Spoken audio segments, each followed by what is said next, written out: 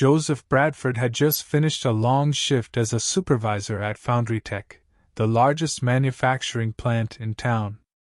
His house was only a few blocks away. Unbeknownst to Joseph, Officer Clark Hastings was parked in his cruiser down the road, scanning the area for anything unusual.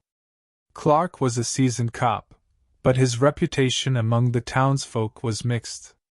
Some admired his commitment to the job, while others whispered about his tendency to act on biases rather than facts. As soon as Clark noticed Joseph walking, he tensed. In his mind, the sight of a lone black man walking at that hour could only mean trouble. Probably up to no good, Clark muttered to himself as he flipped on his lights and pulled up alongside Joseph. Joseph stopped, startled by the sudden brightness. He turned to face the car, shielding his eyes from the glare. Clark stepped out while his hand rested on his holstered weapon. "Evening, sir. Mind telling me what you're doing out here?" Clark asked. Joseph frowned but kept his voice calm. "Just heading home, officer. I live a few blocks away." Clark's eyes narrowed. He asked, "Got any ID on you?" Joseph sighed, reaching into his jacket pocket. "Yeah, sure. It's in my wallet." Clark took a step closer, scrutinizing Joseph as though trying to catch him in a lie.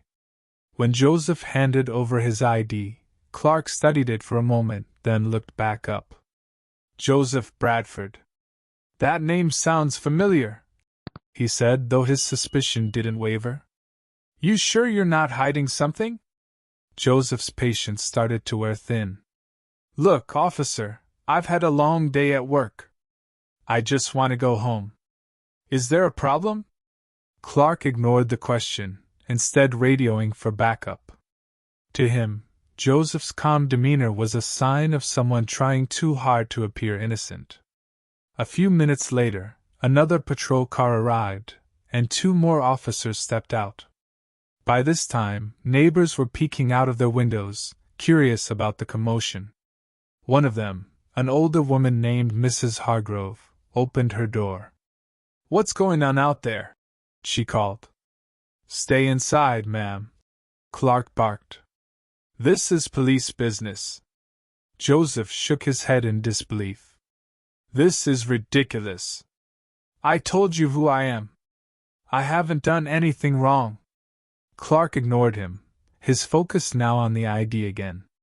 He glanced at Joseph, then at the other officers.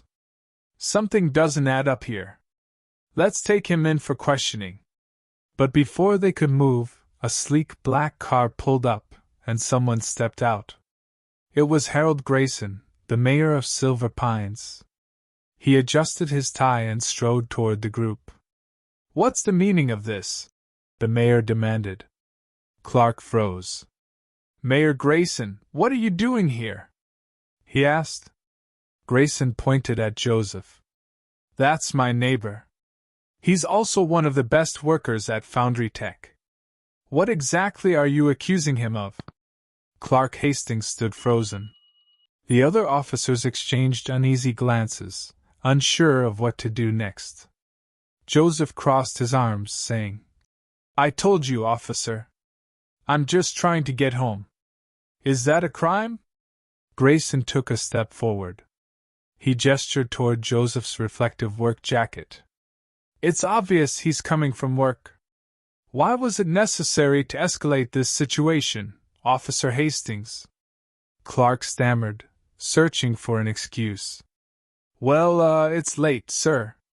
I had to investigate. You can never be too careful, you know?" Grayson interrupted. "Investigate what? A man walking in his own neighborhood? Or is this about something else entirely?" Clark's cheeks flushed, but he remained silent. The backup officers shifted uncomfortably. One of them, Officer Lila Price, finally spoke up. "Maybe we overreacted here. Mayor Grayson, we didn't know this was your neighborhood." Grayson responded to her. "It shouldn't matter whose neighborhood this is. Everyone deserves to walk home without being harassed." Mrs. Hargrove, still standing on her porch, added, "Joseph has lived here for years. He's a good man. Always friendly, always helping folks out. This is shameful." Clark's jaw tightened. His grip on his belt holster loosened, and he took a step back. "I was just doing my job, Mayor." "Your job?" Grayson's voice rose, cutting through the night air. "Your job is to protect and serve, not to make baseless assumptions. You owe Mr. Bradford an apology." It seemed like Clark might defy the mayor. But as the weight of the crowd's stares and the cameras bore down on him, he swallowed his pride. I'm sorry, Mr. Bradford. I made a mistake." The mayor nodded in agreement.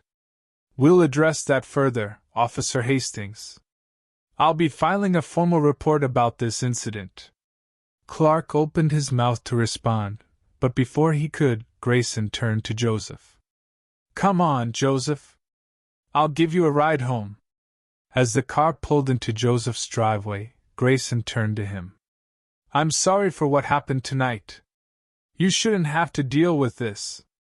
I'll make sure Hastings is held accountable. People like him give the whole department a bad name." This brings us to the end of this story. Thank you for watching the video to the end. Kindly subscribe for more thrilling stories. Like and share this video. Have a nice day.